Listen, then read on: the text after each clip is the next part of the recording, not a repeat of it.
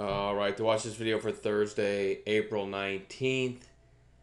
The SPY, very, very narrow range, closed slightly below its open. You go to 5-minute candles, and, after the opening 30 minutes, complete sideways chop fest. If you were frustrated, it was kind of aggravating. Still a nice job in the chat from some members. I'm going to show you this. One of our members, Buffalo, called CEI. Kind of an SD, if you watched Seadrill, SDRL ripping today, kind of a sympathy play to that. And this is an intraday chart, right? So this didn't even happen until 1 in the afternoon or 12:30, something like that. He called it over 65. There was a big seller there and resistance there and a great sympathy play to Seadrill. And 15 minutes to 75. Huge percentage gain. You see the volume that came in. Just an example. And I like to highlight some members' calls because it's not always about Wayne and myself, the group in there. And we have a cool feature where you can follow any member you want, put them on your hot list, and then when any of those people on your hot list post something, you can set it up to have an audible alert and actually appear also in a separate window. So, if you've ever been in a chat room where there's a bunch of clutter, that feature helps cut through the clutter really well. Buffalo is probably on 95% of the people in our chat room's hot list because he comes up with some great ideas. And look at that percentage gain there. So again, it's not always about the moderators, it's about the teamwork. And I'm very proud of the teamwork in the room. Again, I tweeted this last night. Really appreciate this very nice comment from one of our members, and I'm not going to sit here and read it. But I just want you to think about trading and teamwork and intelligent trades that make sense, that you can give 2 or 3 different reasons why you like a trade here, and contrast that. I got some emails from people today that were in some room that just randomly called IZEA at the open or 2 minutes in, and these are 5-minute candles. that took a screenshot of it, and they just chase. They're just taught to chase. So this thing goes from 235 in 5 minutes to 4, and in the next 5 minutes loses 25%, and just kept tanking. That's not trading. So I know a lot of people, and Wayne and I have discussed this, I know a lot of people actually just want to be able to log in and have somebody tell them, buy this now, and jump in and make money. And that's fine. I get it. That's what you call easy money when it works. It's also what you call, no education at all and not learning to day trade. So I'm a big fan of teaching people to day trade, so if I get hit by a truck tomorrow, they'll know the setups to look for and know how to trade them. And that's pretty important. So anyway, I'm going to go into the watch list for tomorrow. But if you've ever been in a room where someone's just, hey, I'm long this one, right? It's some low floater that some clown picked at the open, and he's hoping to get 2,000 members to chase it. And then in the afternoon, he's going to make a video. I made $10,000, and most people lost money on it. You got that coming. You got those losses coming because that is not trading.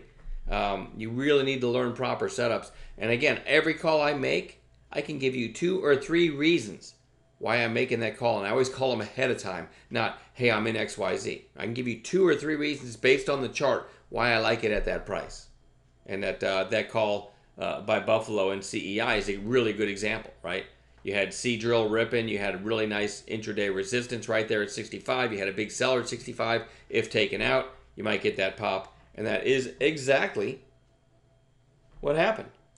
There it is again. Once that seller gets taken out, resistance, sympathy play to Seadrill, look at that rip. So there's a perfect example of an actual trade, not, hey, everybody, I'm long IZEA, jump in after me. It's ridiculous. So I'm a big fan of taking personal responsibility and in your trading. GNMK is on my watch list for tomorrow. A nice little extra volume pop today and nice kind of breakout. We're going to see if we get some kind of red to green or something like that tomorrow. Seadrill is going on watch. Huge move. Can't ignore that. It closed well off its highs, but still massive volume. 64 million shares and a pretty strong close. Going to watch that one tomorrow. HEAR has been a big mover, and it actually closed above its open today and held up pretty well. If you take today's candle out of it, it looked like, okay, you've got some topping tails. Red close yesterday is probably going to come back down to the 20-day. And it held up pretty well today, so absolutely one to watch. Maybe over 450, something like that. We're going to watch that one. CEI. Talked about this one already.